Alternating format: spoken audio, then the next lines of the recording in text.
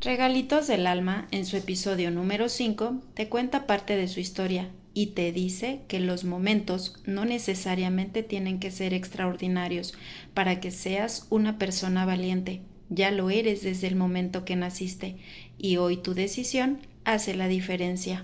Hola queridas almas, este episodio es muy especial para mí porque es mi resiliencia, esa que hoy me trajo hasta aquí. Y dirán, ¿por qué la tuya? Pues porque considero que el ejemplo dice más que 1000 palabras. Crecí en un pueblito de apenas unas cuantas casas. Hoy no es el mismo.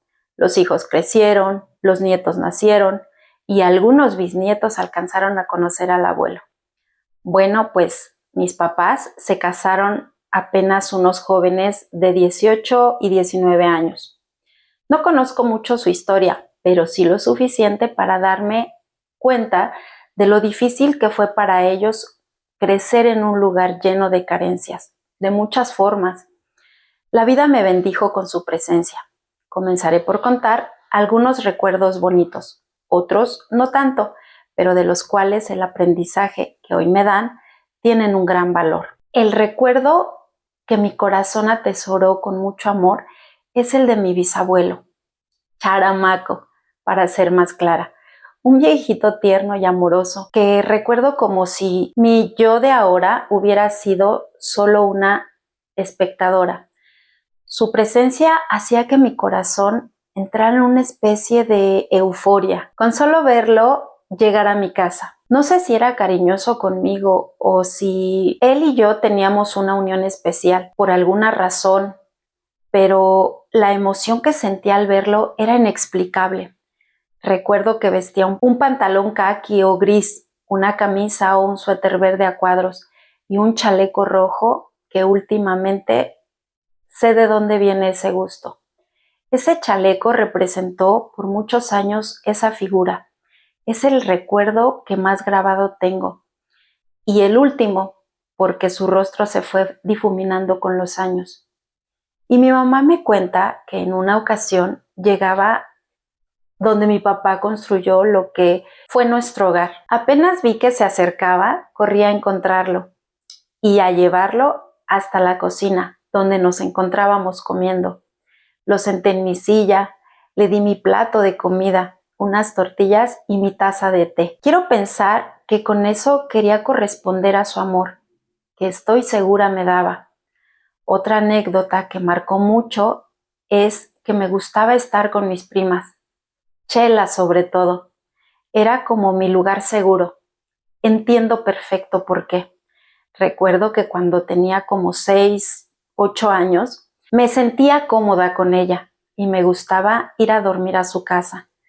Te agradezco por el amor y el cariño que siempre me diste. Chela, quiero que sepas que tu amor me ayudó de muchas formas. Gracias por ser mi lugar seguro. Lo que yo haga será poco para agradecerte, pero Dios compensará con creces todo tu amor.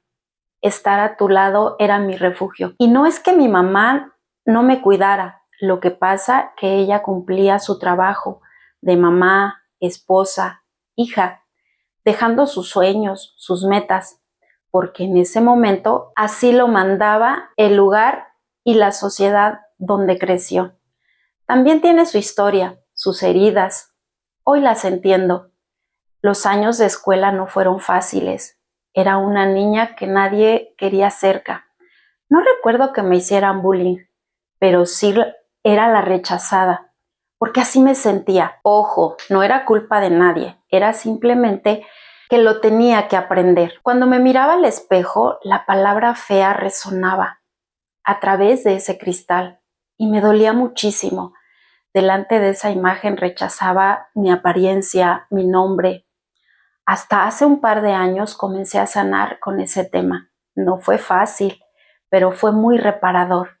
De lo que siempre me sentí orgullosa fue de mi apellido, que aunque no era muy conocido, ni el de los millones, sí el que me dio amor más puro. Hace poquito vi una foto de mis años de secundaria y, ¿saben? Me miré y me di cuenta apenas en ese instante que no era tan fea como yo me veía o lo creía. No lo era. Mi reacción fue como una especie de vergüenza. No sé si por haberme enjuiciado tanto tiempo o por no haber aprovechado esos años maravillosos. No recuerdo mucho de mi infancia. Vienen recuerdos como si hubieran sido sueños. Recuerdo haber cuidado a mis hermanos. Aprendí a hacer comida bien chiquita. Cuenta la historia de una sopa quemada, sin sal. Es que no sabía si se le ponía cebolla, ajo. Recuerdo que no le puse porque no sabía si llevaba esos ingredientes. La imagen de mi papá sorprendido de lo que estaba haciendo. Debo recalcar que mis padres siempre trabajaban a la par. Mi papá por su lado aquí en la ciudad y mi mamá en el campo o en la casa cuidando a los hijos, que tampoco es un trabajo fácil. Y aunque ya no tiene hijos que cuidar, aún sigue trabajando el campo, una maestraza de vida. Una señora que les ayudaba a recoger la cosecha del arduo trabajo que realizaban, me subió a mi hermanita a la espalda. Cómo pesaba esa chiquilla. Apenas la aguantaba unos pasos y la bajaba. No recuerdo si caminaba. Nos pusimos a jugar o a lavar trastes. Disculparán si mis recuerdos no son muy lúcidos. De hecho, recuerdo de juegos no los tengo, como muchos seguramente. Ahora recuerdo una vez, mi mamá me mandó a moler nixtamal. Había llovido mucho y corría el agua por el camino para llegar al molino. Estando allá me encontré con una prima y nos regresamos juntas, pero corría tan bonito el agua que nos entretuvimos jugando a la casita o a hacer casitas. Recuerdo claramente cómo ella transformaba la basura en ropa, los palitos en casas. No sé cómo le hacía. Ocupaba lo que tenía: piedras, bolsas, plásticas, botellas, basura para terminar pronto. Y sus decoraciones le quedaban increíbles, tan organizadas. Y pues yo simplemente no podía. Mi creatividad se bloqueaba cuando se trataba de jugar. Se nos pasó el tiempo, no nos dimos cuenta. Era tardísimo. Omitiré la regañada que recibí cuando llegué a mi casa. Los que nacieron por allá de los 80 entenderán. Hace unos días, jugando canica con mis sobrinos, recordé cuando lo hacía con mi hermano. Porque sí, el lado femenino fue mayoría. Pero era chistoso. Me decía: juega conmigo, hermanita. Luego juego contigo. Y adivinen qué, me quedaba con las ganas. Lo volvería a hacer, aunque yo no jugara con mis muñecas. Y no sería un sacrificio. Disfrutaría el momento. Hoy, que somos padres y madres de familia, hay más posibilidades de entender mejor que los niños necesitan jugar. Retomando, vamos a la etapa de la secundaria, donde los muchachos se vuelven más guapos y la adolescencia está a flor de piel. Un jovencito que me conquistó. No te pongas celoso, amorcito. Hoy tú eres el amor de mi vida. Eso pasó mientras te esperaba. Me daba un poco de pena, pero sí, fue el primer novio de manita sudada. ¿O cómo se decía? Porque sí, para las generaciones de ahora, en esa época, esa expresión se usaba porque no había ni besos, ni caricias, ni acercamientos. Solo nos tomábamos de la mano. Y vinieron más historias que, aunque fueron parte de mi vida, quiero que sepan que quedó en aprendizaje, muy reservado. Hay varios eventos que marcaron mi vida. A esa edad, yo siento que comenzó mi verdadera vida, donde las decisiones importantes y que marcaron una etapa trascendental, así como también aprendiendo a sentir las consecuencias de mis decisiones. No solo marcaron mi historia, también la de mis padres. Después de los 15, ¿qué les puedo decir? A esta edad decidí mi futuro, incierto, pero que marcaría el resto de mi vida, o por lo menos una gran parte. Después de salir de la secundaria, las posibilidades de seguir estudiando fueron mínimas, por no decir nulas. Una muchachita en pleno desarrollo físico, mental, emocional, con sueños, metas, dentro de una estricta educación impartida por mis padres. Ellos solo fueron el instrumento porque estaba mal visto que una mujer saliera a trabajar. Y durante esos años estuvo bien. Años después comprendí los peligros que corre una casi niña en la ciudad y de alguna manera ignorante de todos ellos. Esos sueños y metas se vieron truncados por la situación. Durante 2 años metida en quehaceres del hogar, ayudándole a papá y a mamá. Bueno, eso creo que les ayudaba. Espero que haya sido así. Pero algo más fuerte que yo no me hacía resignarme a ese tipo de vida. No lo quería. Y no es que fuera malo o que no tuviéramos que comer. Sí hubo carencias, no les voy a mentir, pero mis viejitos jamás me dejaron ir a la cama con hambre.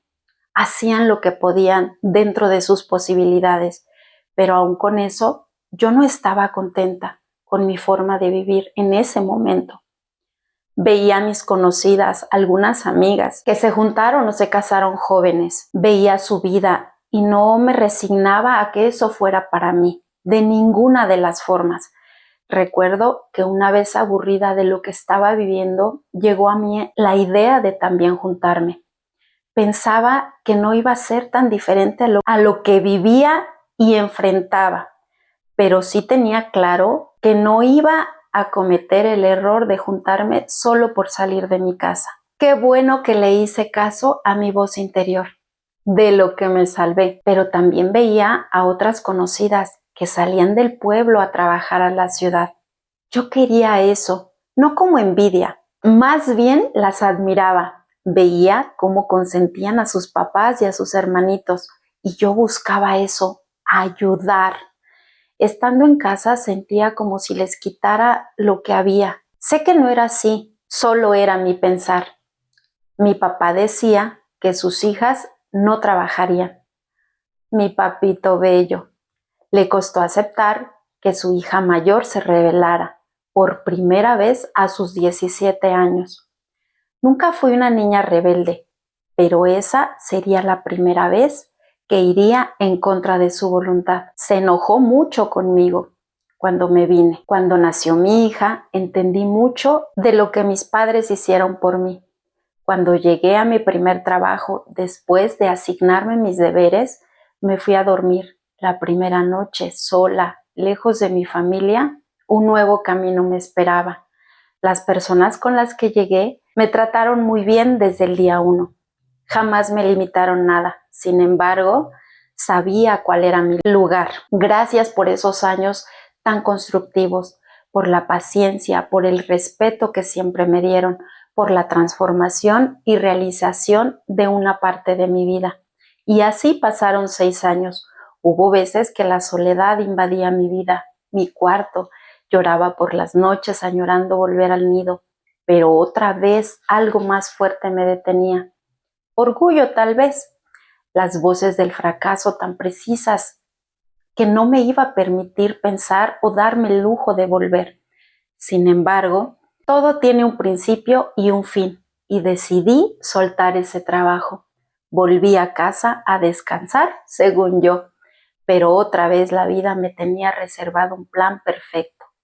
4 meses que pasaron como agua, y el dolor más triste que hasta ese momento había experimentado, la partida de mi abuela materna desgarró mi alma y la de mi madre. Durante esos meses, encontrar resignación era la mejor opción y una vez más encontré trabajo. Mejor que el anterior. Ahí, en los primeros meses, me di cuenta que el amor estaba más cerca de lo que pensaba. Un amigo de más de 5 años volvió a consecuentarme. Digo 5 años porque él tenía 15 cuando me pidió la primera vez que fuera su novia. Y pues la diferencia de edad me impedía que lleváramos una relación que no fuera amistad. Perdí la cuenta de las veces que me negué a ser su novia, porque de verdad lo veía como un gran amigo y no quería echar a perder tan bonita amistad. Yo creía que siempre iba a ser mi mejor amigo y lo sigue siendo, solo que ahora ya con algunos años de casados. Esa amistad trajo tantas aventuras, risas, regaños, porque él sí que era rebelde. Todo comenzó a la vez, un nuevo trabajo, un novio que creí que siempre sería mi amigo. Pasa que cuando llegó a la mayoría de edad se puso más guapo. Comencé a verlo de otra manera. Tenía algo que había cambiado. Nos hicimos novios algún tiempo y nos embarazamos. Así comenzó una nueva relación. Los primeros años de convivencia fueron buenos, luego altas y bajas y unas muy bajas. Enfermedades de nuestra pequeña nos movía muchísimo. Luego la repentina partida de mi primer sobrinito causó mucha tristeza en los corazones, no solo el mío, de toda la familia. Y así pasaron 14 años trabajando y conviviendo como familia, en una casa que nos abrió las puertas con amor. Nos tocó la difícil decisión de soltar esos años para encontrar lo que mi corazón anhelaba desde los 15. Vivir cerca como familia, estar presentes con nuestra hija, fue un regalo maravilloso que la vida nos dio.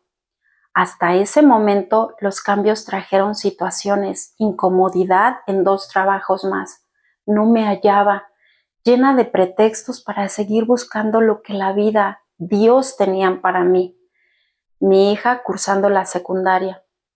Me tocó llegar a un trabajo donde nos esperaba una serie de cambios súper importantes para los 3. La separación de nuestras vidas. No se asusten, seguimos siendo familia y para nuestra fortuna, felizmente casados. Solo que ya no podemos vernos a diario. Ahora solo nos limitamos a vernos los fines de semana y una vez entre semana. No fue fácil adaptarnos. Dentro de ese lapso, una vez más, la partida de un tío nos sacudió a todos, anunciando que aún faltaba por venir todo lo que yo considero mi más grande dolor. Papá enfermó y unos meses después, el corazón de mis hermanos y el de mi mamá, junto con el mío, estarían destrozados y pues la vida sigue, aunque para nosotros se hubiera detenido por unos meses, por unos días o por unos años. La pandemia paralizándonos a todos y a la vez sacudiéndonos como familia. La rebeldía se hizo presente por primera y última vez. Las malas decisiones como familia nos llevó a una especie de trance emocional, pero que hoy doy gracias porque ahí comenzó todo. Aunque fue difícil en su momento, me hizo darme cuenta que no era tarde para seguir soñando. Y si han visto los podcasts anteriores, se darán cuenta cómo un acto que consideramos una desgracia nos puede dar la fuerza de cambiar todo a nuestro alrededor. Todos pasamos por situaciones críticas, fuertes, delicadas y algunas imposibles de sanar, o así lo creemos. Omití las situaciones o momentos más delicados a propósito, porque quiero que sepan que todos somos resilientes. Y así como también vivimos situaciones o momentos que nos hacen sentirnos vulnerables, los que perdieron a varios miembros de su familia dentro de la pandemia saben que en los momentos de caos se pierde todo, la fe, la esperanza y para muchos las ganas de vivir. Muy pocas veces miramos la fuerza que traemos dentro y en vez de admirarnos, nos volvemos víctimas de esos sucesos. Unas veces conscientes, otras inconsciente, pero todo nos lleva al poder interno que ocultamos por miedo. La decisión hace la diferencia entre tener una vida con retos y oportunidades y una llena de conformidad. Es tu elección, así como también los pretextos para no realizarlos. Así como también los pretextos para no realizarlos son muy fuertes, pero también tienen esa misma fuerza para cumplir sus más grandes metas. En el siguiente episodio, Vivamos sin culpa, hablaremos de todas esas cargas que inconscientemente hacemos nuestras y que por querer ser perfectos nos afecta. Es todo por hoy. No te olvides de suscribirte, comentar y compartir. Bye bye.